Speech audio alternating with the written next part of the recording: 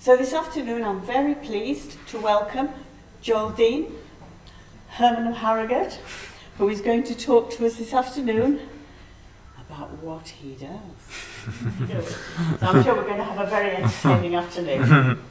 Thank you, Joel. Okay. Emerging from my hermitage of madness is a funny thing to do. I'll have to make sure all my legs are attached correctly and that I've packed my pyjamas.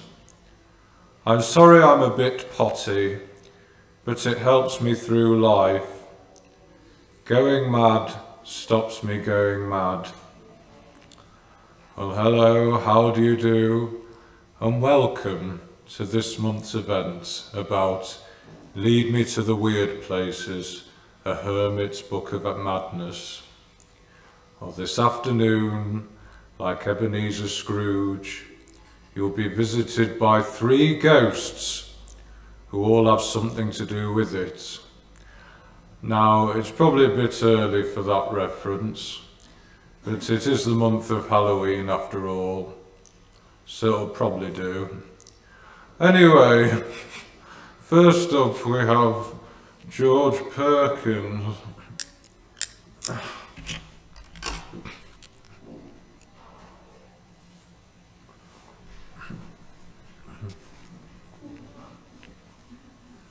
Hello there.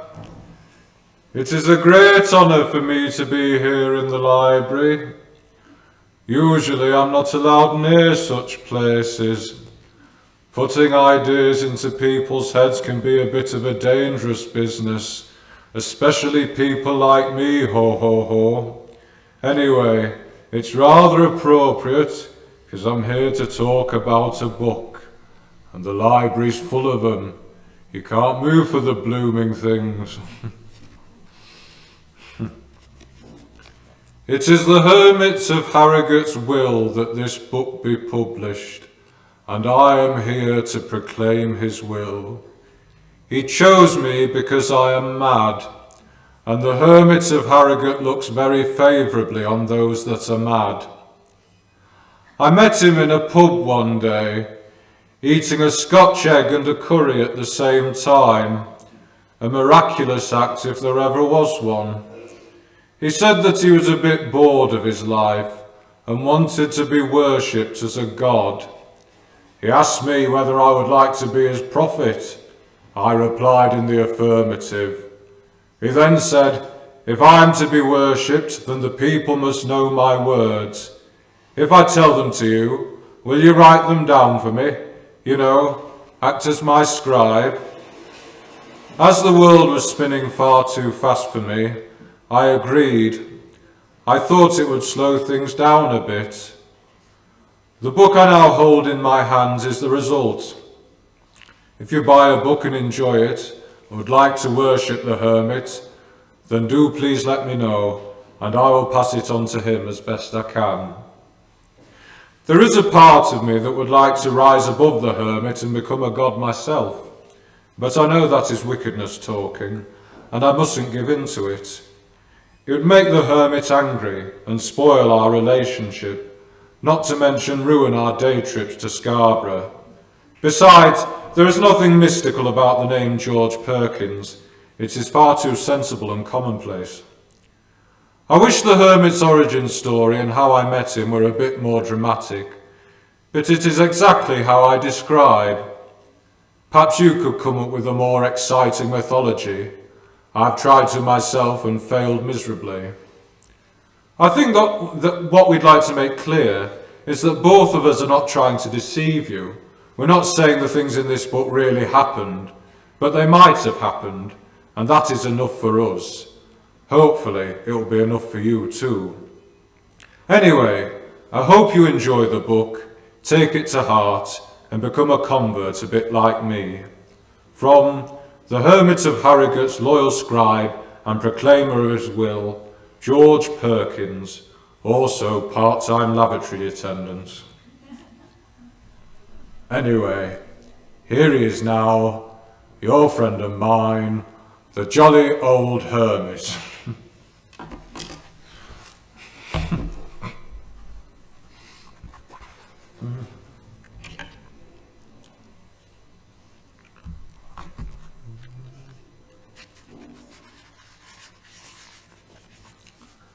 Hello, I'm the Hermit of Harrogate, but you've probably gathered that by now, and it's nice to gather things from time to time, on occasionally.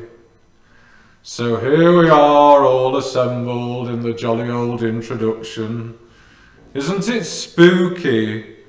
Doesn't it remind you of an enchanted manuscript with all the magic words that thrill and beguile and make you think that life is not so bad after all?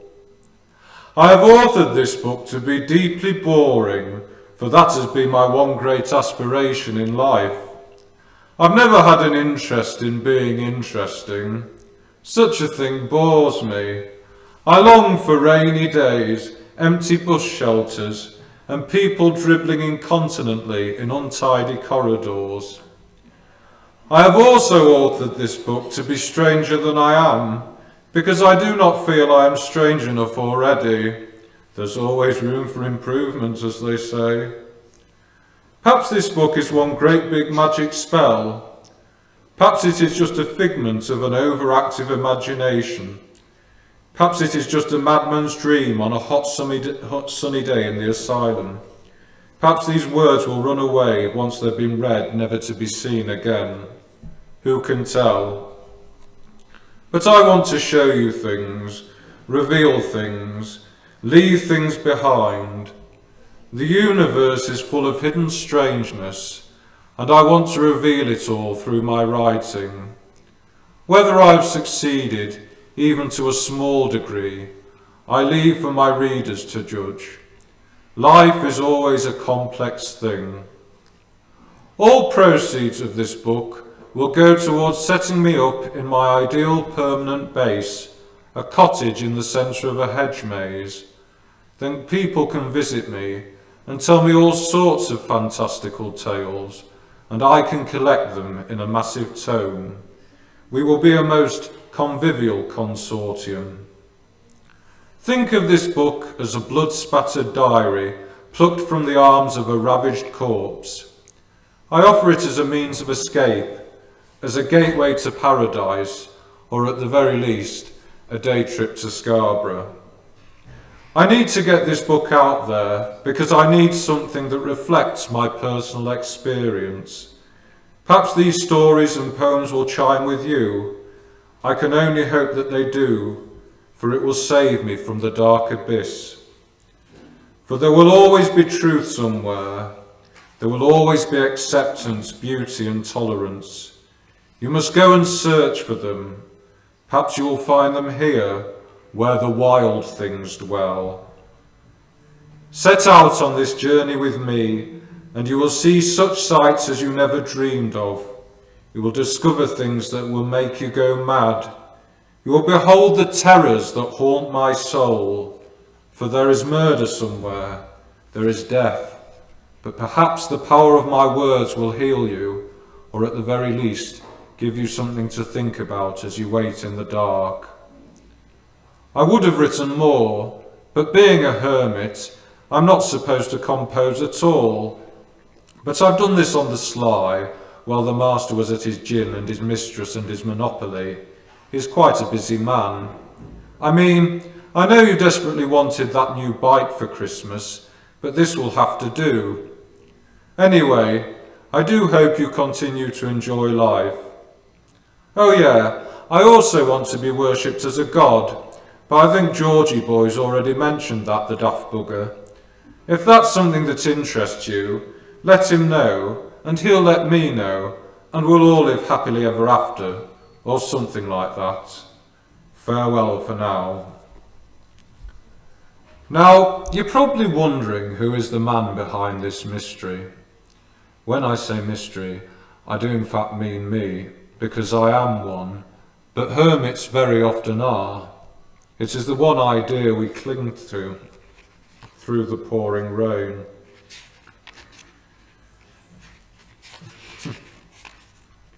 Well, one day, a private detective, who had nothing better to do with his existence, decided to find out. 3 days after that fateful one day, the detective was found trembling in a corner, crying piteously, his head clutched desperately in his hands, as if the very devil had been implanted. A brief report on his desk read as follows: "The man lurking behind the curtain of this bewitching phantasmagoria goes by the name of Joel Dean. He would dearly like to know what the hell is going on in the world, but is finding it increasingly difficult to comprehend. One day, he would like to become something he isn't. Only then will he fully grasp the mysteries of the universe. His hobbies include escaping, vanishing into thin air, and making private detectives go mad." Oh dear me, poor private detective. The warning signs were all there, but in your foolish pride you ignored them. Sad to tell, the detective has never recovered, which is a shame really, when you think about it. Well, today, folks, I can exclusively reveal that I am the man who drove the poor private detective mad. I am the man lurking behind the curtain, behind the mystery, but not the curtain mystery, because that had nothing to do with me. I am Joel Dean, and I am the third and final ghost for this afternoon.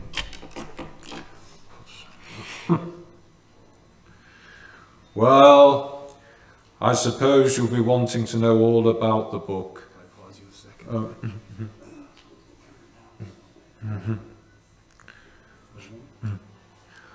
And what it is and why it is. Well, you would, wouldn't you? Always poking our noses into other people's business without so much as a by your leave. Honestly, it makes me sick, so it does. Stop, discourteous washerwoman. These people are our friends. You can't just tell them to go away, not when they have travelled so many miles to get here. I'm sorry, everyone. The discourteous washerwoman is very strong. I can't always deny her power. You see, to talk about my book means taking things seriously, which I find it a bit difficult to do. I much prefer joking and jesting and pretending to be discourteous washerwoman. When I first saw the poster for this event beneath Matt Wyatt's excellent portrait of me, I could not help but laugh. You see, I'm really into jokes, preferably strange ones that make you question reality. I thought maybe it would look even better with someone pretending to be a corpse lying beneath it. Or maybe that would be taking the joke too far and it would snap like a twig. Hopefully, I won't take the joke too far this afternoon. But it is a bit of a thrill for me to be presenting this event in the library. I feel like I've gone up in the world to a certain extent, and it's very nice to ascend, but you mustn't let it go to your head. Otherwise, the nasty monkeys will come after you and start clawing at your vitals. But monkeys don't have claws. Yes, but the nasty ones probably do. I've enjoyed writing this talk anyway. It's allowed me to take stock. It's shown me where I've been and perhaps where I need to go.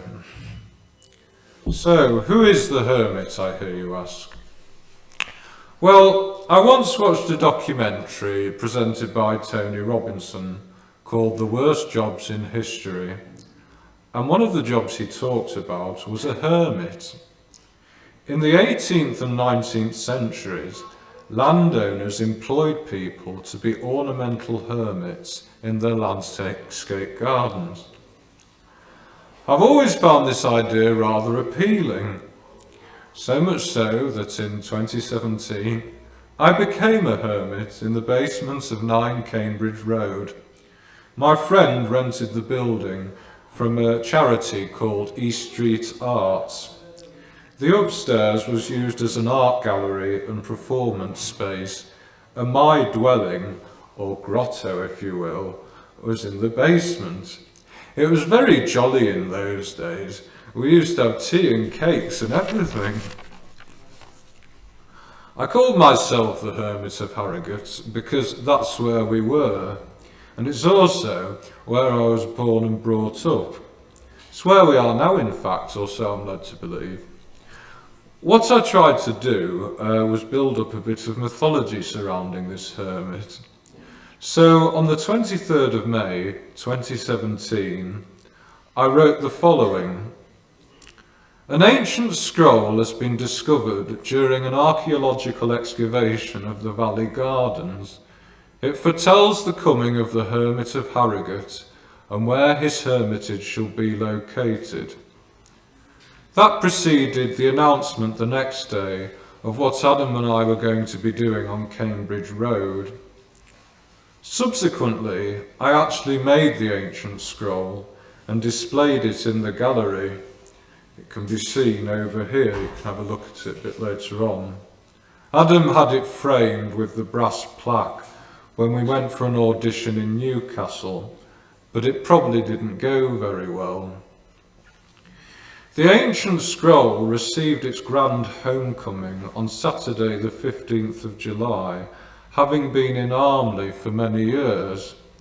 Hezekiah Jennings, local hermit correspondent, wrote the following report. Crowds gathered outside Harrogate train station as a brass band played snappy tunes about scrolls and how ancient some of them happened to be. It was then carried in a grand procession to the original site of the hermitage, 9 Cambridge Road. A local choir then sang a hymn called Blessed be the Hermit, how pious and lovely they be, as the ancient scroll began flying through the air, during which it hit an old lady in the face. It is a great honour to receive a nosebleed from such a beloved artefact, she is quoted as saying. I intend to have my leg chopped off by the Mona Lisa before I'm through. I shall write a letter about it immediately and post it to my sister. She lives in Scarborough. People will be able to see the ancient scroll on Friday the 13th of October at the Books and Beverages event of Lead Me to the Weird Places, a Hermit's Book of Madness. They can prostrate themselves before it, as well as sacrificing small goats to it. It must be noted, however, that human sacrifices will not be permitted, apart from the odd one or two. What a lovely report. Thank you, Hezekiah. If only you weren't so fictional, rather like a discourteous washerwoman. Anyway, the inscription on it reads, Lo, it shall come to pass in the latter days that the Hermit of Harrogate will come amongst you, and he shall take up residence in his hermitage in the basement of 9 Cambridge Road, between Greg's and the post office. There he will remain for a few weeks, and pilgrims will come from far and wide and behold him and soak up his goodness, niceness, kindness and wisdom.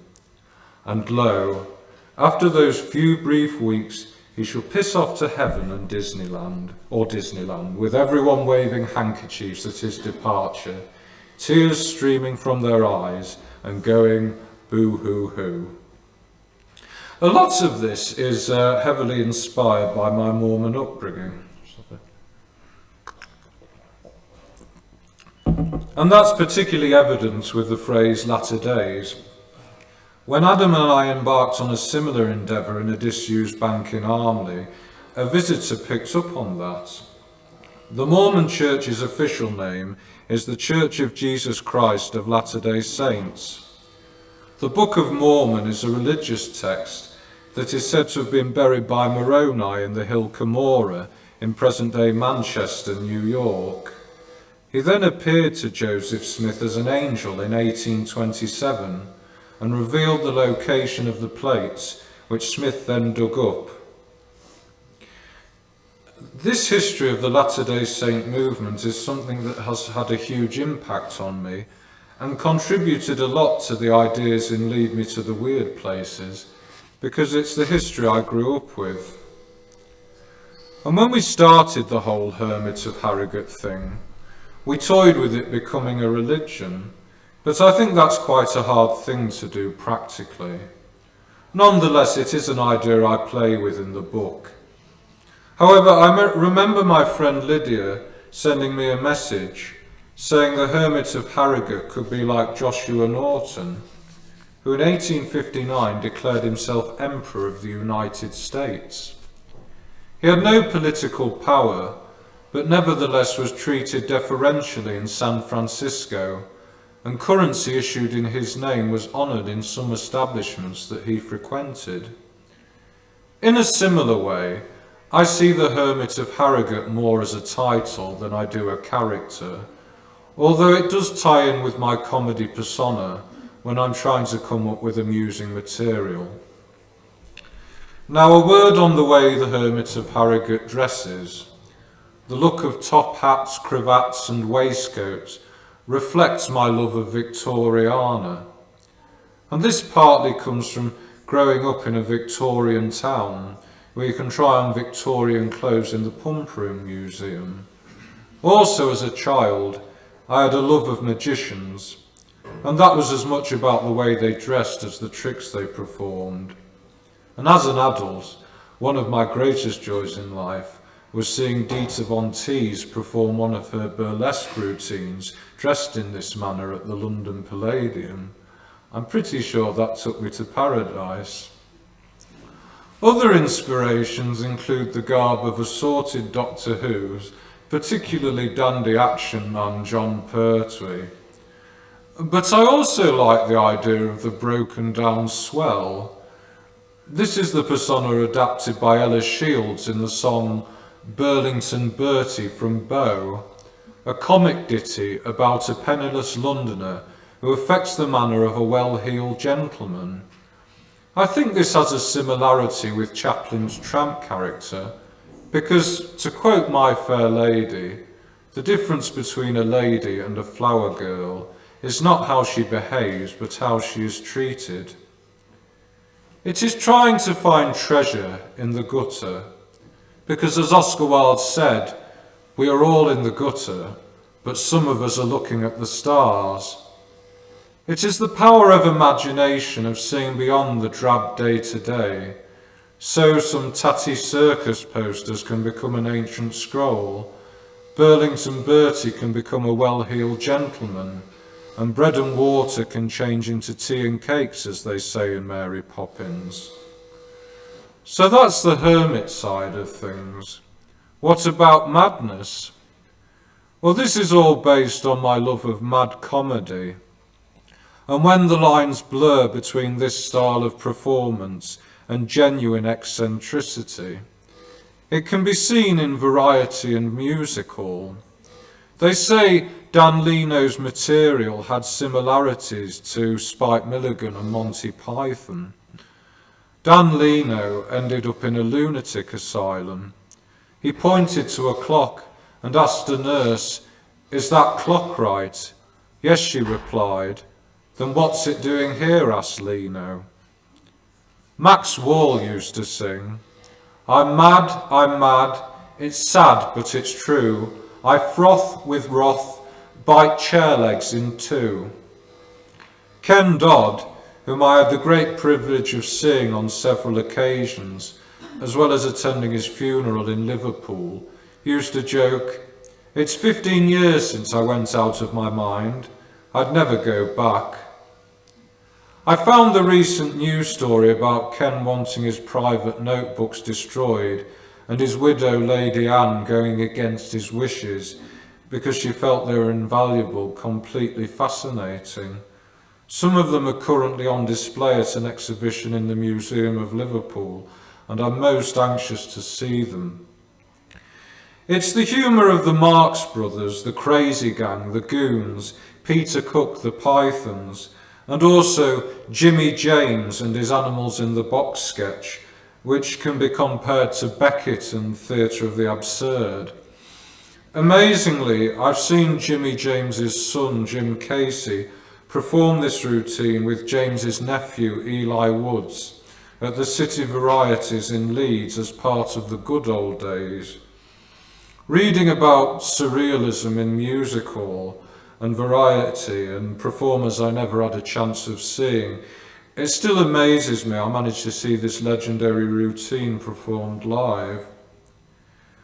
In a book on Graham Chapman, Jim Yoakum says there were 3 performers of the 20th century who shared an innate belief in absurdity as a way of life, and they are Spike Milligan, Peter Cook and Graham Chapman.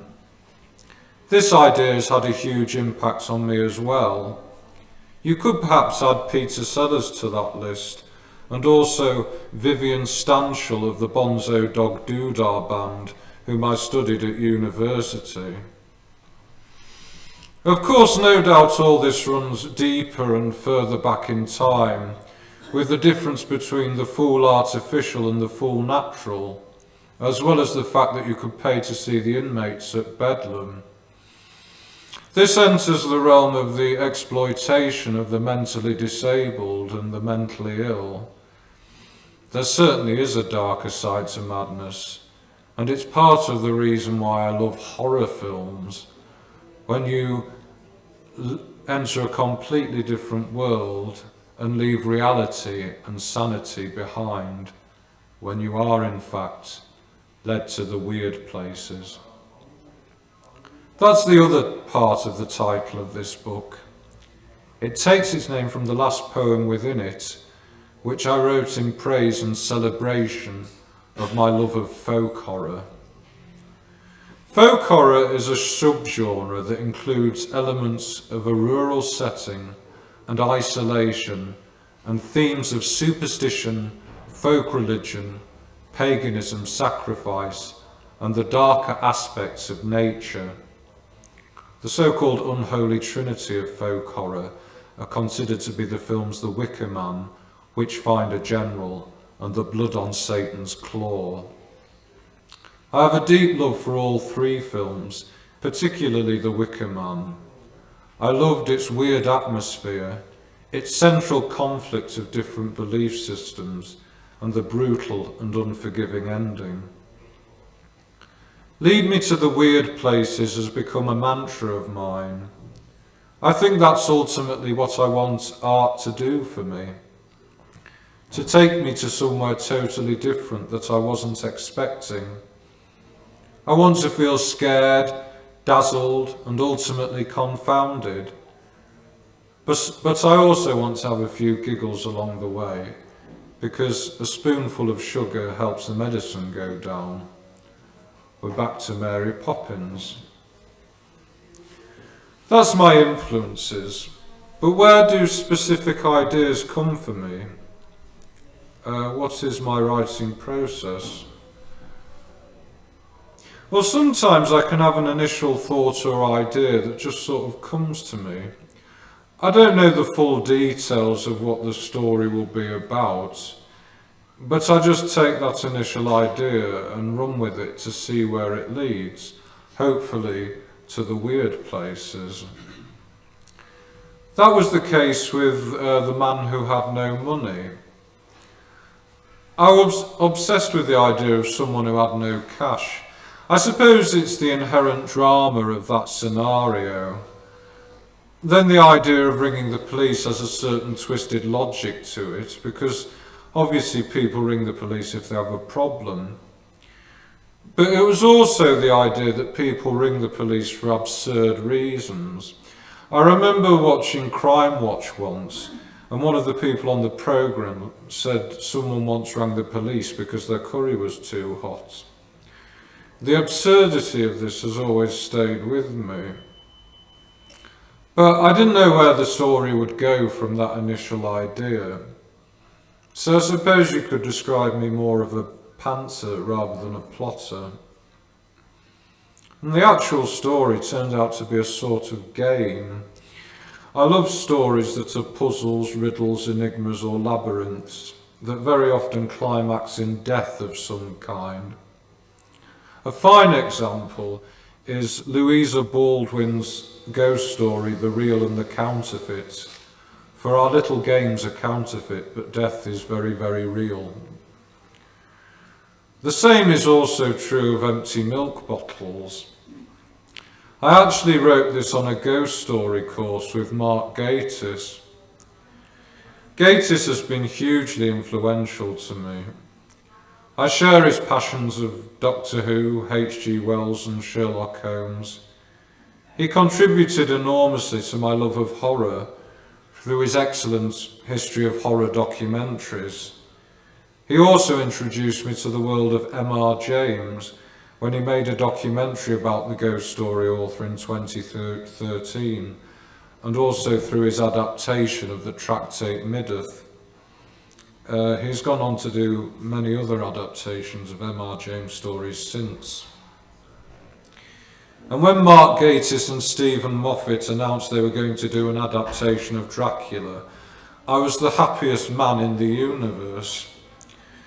As a child, we often went on trips to Whitby, and it was here that I first felt frightened by Dracula, thus awakening my love of horror.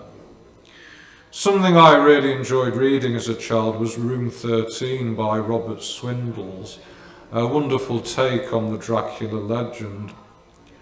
I remember my mum first showing us the book in this very library. Last time I visited Whitby Abbey, they were still selling copies of it, which did my heart good to see. Part of the plot is about whether Room 13 in a hotel in Whitby really exists. And brilliantly, the pages of chapter 13 are left completely blank, a wonderfully eerie feature that has stayed with me. It was only as an adult that I read Stoker's book and watched all the films. And I've had many good experiences in Whitby as an adult. I saw Dacre Stoker, the great-grandnephew of Bram Stoker, give a talk about his famous relative, and Hammer film actresses Valerie Leon, Caroline Munro and Martin Beswick. I also saw Robin Hardy, the director of The Wicker Man in Whitby, and I remember watching a screening of Dracula Prince of Darkness and the impact it had on me. I relish the sheer melodrama of it all. I very much enjoyed Moffat and Gatiss's version of Dracula. I thought they got the casting of the part with Claes Bang absolutely spot on. It had some really horrible moments, like Lucy being cremated and then coming back from the dead in that state. I loved Mark's accompanying Dracula documentary, particularly when he chatted with Seven Hammer Brides. I said at the time I couldn't imagine anything more heavenly or exquisite. I'd done quite a few writing courses, and it had gotten to the point where I said I'd only do ones with either Mark Gatiss or Stephen Moffat. So when this opportunity came along, I went for it. You had to submit a piece of writing, and I actually sent something that I'd written on another ghost story writing course with Adam Z. Robinson of the Book of Darkness and Light, who has toured several ghost story shows and has also done adaptations of A Christmas Carol, The Upper Berth by F. Marion Crawford, and The Monkey's Paw by W. W. Jacobs. I really enjoyed studying the genre on that 6-week course. I lapped it up, really. During it, my imagination was turning away from traditional ghost stories and thinking more about religious visions and the similarities between them. And that's where Worship Me came from. It's the story I sent off, and it's also included in the book. And when I found out that I'd been selected for the Mark Gatiss course, I was really happy. I suppose I felt it was meant to be, but maybe you shouldn't think like that. I remember ringing up my mum from the Crown Hotel, telling her the good news. Appropriately enough, I was attending a horror film festival run by Dead Northern. I was ecstatic when a horror festival was happening in my hometown, but they've subsequently moved it to York, which is a bit of a shame, but understandable. I'm all for the promotion of horror culture in this citadel, famous for its springs. Unfortunately, not of blood. Hopefully I'm doing that with Lead Me to the Weird Places. Anyway, I really enjoyed that week with Mark. Something I remember quite fondly is when he was using a whiteboard as he was discussing things with us, and he referenced the scene in Carry On Screaming, where Harry H. Corbett's Sergeant Bung is writing words up on a chalkboard to do with the case, and ended up with, "Foul feet smell something horrible." I loved him forever when he did that. Incidentally, I have had my picture taken with Fenella Fielding, but that's by the by. During that week, I was thinking of this idea of a man who refused to live. Maybe sometimes I am that man. Maybe that's what being a hermit is all about. It's a possibility in any case. Again, with this idea, I didn't know where the actual story would lead. Mark often joked about murdering people, which I sort of went along with, so I think that influenced me. It had to be a ghost story, but it's certainly not that in a traditional sense. But other than that, I just wrote. And I wasn't sure if what I'd written would go down well, but when I had a private meeting with Mark, he seemed to like it, which I was glad about. And the following day, when we all read our pieces, and after I'd finished mine, Mark pretended to ring the police. And this is one of the happiest things that's happened to me creatively. But everyone seemed to enjoy it. I was ecstatic, and maybe it all went to my head a little. And afterwards, when we were having a talk to round off the week, Mark joked that someone was going to be burnt. A reference selected to be burnt, a reference to beloved Wicker Man. I'm afraid it was me, I got a bit burnt. You see, Mark asked me to send a recording of my story. I remember him starting to explain how he'd liked me to do it, and I blurted out okay, and that was the end of that. I didn't handle it very well, I didn't communicate very well, and for that I'm very sorry. I did get the lady who ran the course to send my recording to Mark, but I never heard back.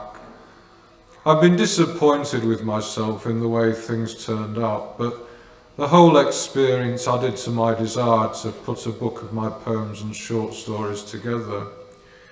But curiously enough, my parents recently ran into a taxi driver who grew up with Mark Gatiss, so it's a small world, isn't it? But anyway, sometimes I base pieces of writing on legends or historical events. I had a long obsession with the legend of the Green Children of Woolpit, and I once wrote a 1-minute play about it as part of GI60, an international 1-minute play festival I've been involved with for many years. I'm sure I also talked about it in performances I did at university. But an example of this in the book is 25 Men Love Gardens East. It was inspired by the real-life case of William Herbert Wallace, which I came across in a book about unsolved crimes. On Monday the 19th of January 1931, Wallace went to play a game at Liverpool Central Chess Club.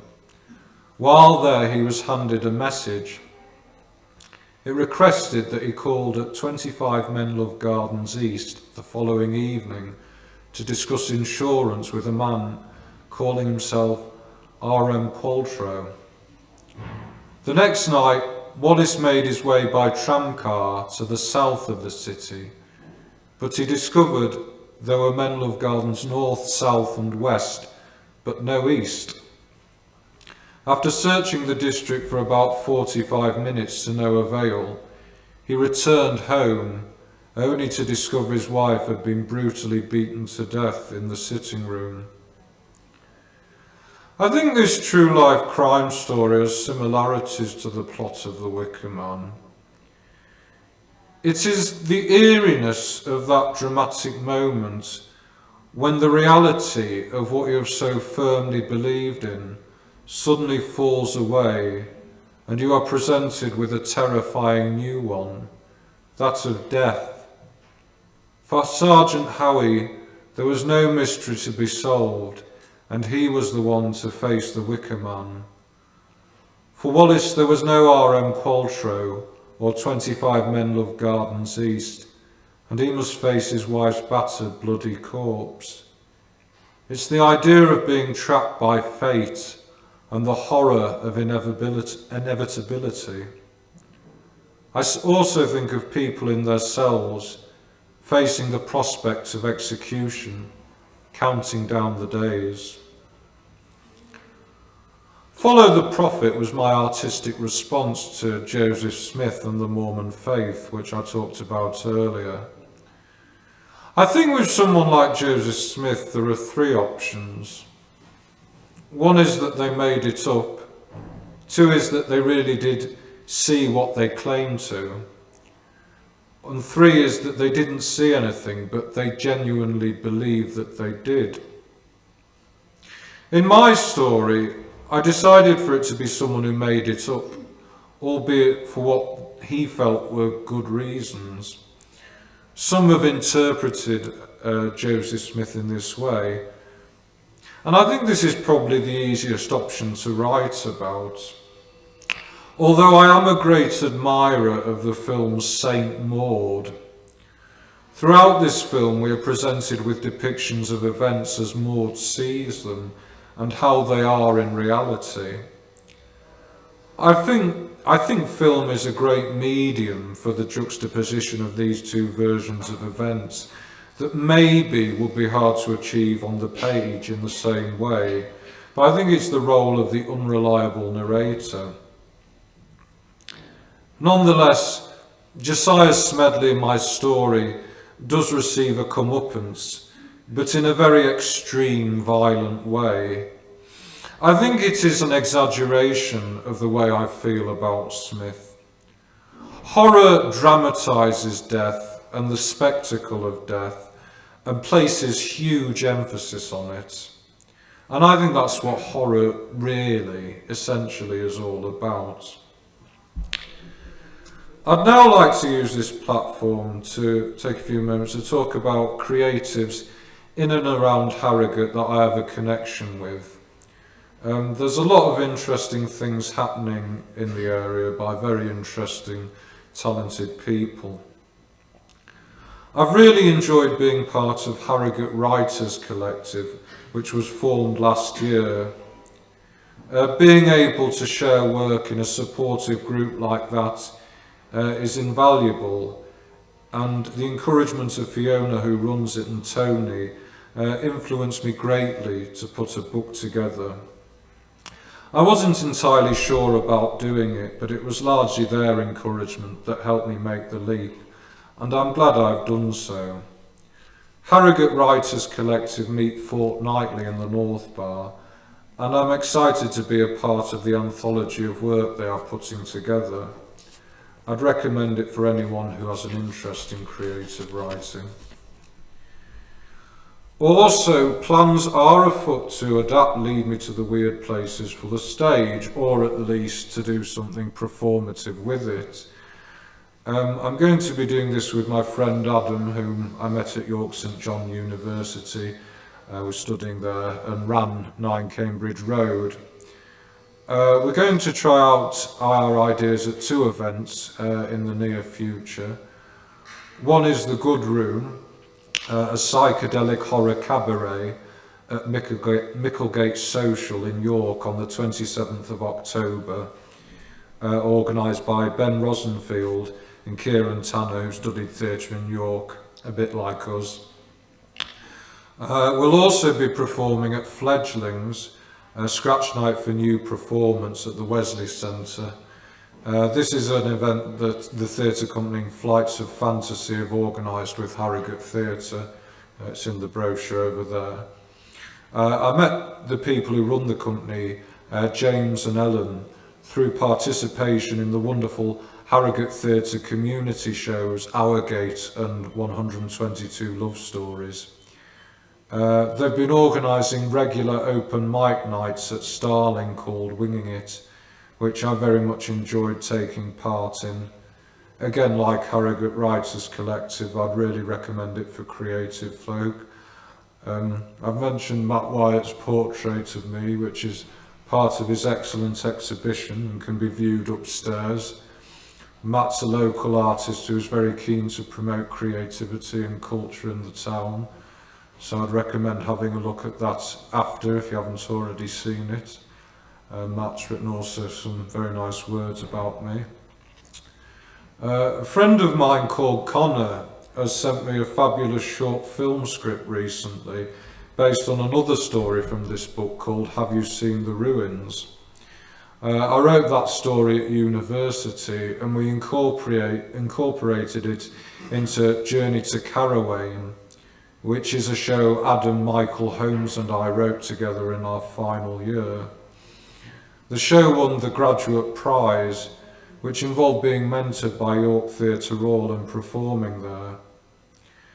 I can't remember what the initial inspiration for Have You Seen the Ruins was. It might have been the idea of a character emerging into a ruined world. Again, it's that intense, eerie, dramatic moment when everything you believe in has crumbled away and you are left with the terrifying reality of death and destruction. When I read Connor's script based on the story, I was amazed that something I wrote could inspire such wonderful creativity. I think sometimes creatives can be a bit precious about their work and want things done in a certain way. And although I don't think you're ever able to completely dispel those thoughts, I think really it's just ego talking. The words on the page are just that. They're there to be read, interpreted, and perhaps inspire further creativity. I think that's the highest compliment you can give to an artist. I love attending these books and beverages events organised by Edwin. I love the culture of reading books and ideas that the library promotes through these, and I'm grateful to Edwin for agreeing to publish my book. I went through a bit of mental anguish of not being completely sure over whether I really wanted to, but I'm happy to be a part of these books and beverages events, having attended them for so long. Having a photo shoot with Kerry Wilkins in her studio at Starbeck was an amazing experience. Kerry produced some really mind-blowing photographs of me that were used for the book cover and for the accompanying image in Who is the Man Behind the Mystery. Kerry's another creative who does brilliant things in the local community, and her photography web address can be found in my book. Finally, artist Tom Parker has constructed a Hermit's Corner on what's called the Vega Collective website to promote the book. It's a little sort of animation of the cover. I'm not completely sure what Vega is, but it's definitely somewhat artistic. So do check that out. It's really funky, actually. Anyway, it's wonderful to engage with other creatives in this way. I think it's really what life's all about, but it does take a bit of guts to do it, rather than hiding away in the safety of my hermitage. Because publishing a book is a great deal. It's opening myself up to the world and making an offer to it. It's saying, I deserve a place in your cultural lives. I don't think these are concepts to be trifled with, and I suppose it's something that I haven't fully come to terms with. This is what I mean by taking things seriously. If people believe my work deserves to be seen by a wider audience, then it's very flattering. But it is true to say I've done things largely for my own amusement. I haven't worried that much about other people. So long as I'm having a good time, that's all right. Maybe it's my autism, or maybe I'm a bit self-centered, but maybe I think I can be excused at all if I'm an eccentric, hopefully amusing hermit. But I know you can't really have a good time in life if people aren't also having a good time. So I suppose all I can hope for is that you'll enjoy my book. I would like to dedicate this final reading to someone who was very complimentary about my work and who very sadly took their own life. So this is for Rachel. Lead me to the weird places. Let me wander far from the path. Let me slip from your hand and grasp on to another. Let me ramble aimlessly through cornfields and meadows, hills and forests, blindfolded. I will see the skulls, embrace death and live again, born anew through the joy of love. And who will I see there? Who will come to greet me? It will be a stranger, nothing but a shadow, black as raven's wing, but perhaps they will lead me to the weird places. All I've ever asked is for you to believe in my madness. All I've ever asked is for you to ascend into my chaos. All I've ever asked is for you to be baptized in my golden syrup. Yes, you'll emerge a bit sticky, but think of all the wonders you'll see submerged beneath the gloop. It will turn you into a poetic lunatic who only lives for art. They'll either embrace you or send you off to a madhouse. It depends on which way the wind is blowing and the general attitude of society at the time. Thank you. I'm happy to take any questions.